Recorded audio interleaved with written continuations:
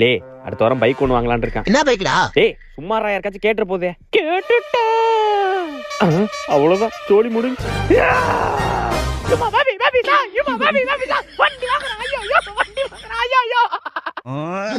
நான் இடம் இருக்கிறோண்டு பேசணும் என்னாச்சு? பேசாச்சு தம்பி.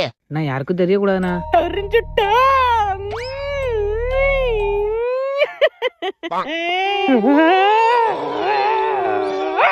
இடம் வாங்குறான்.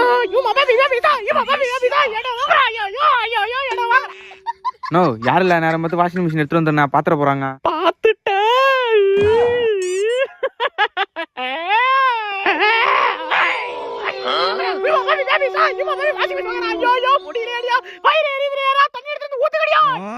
டேய் எல்லாம் வாங்கடா.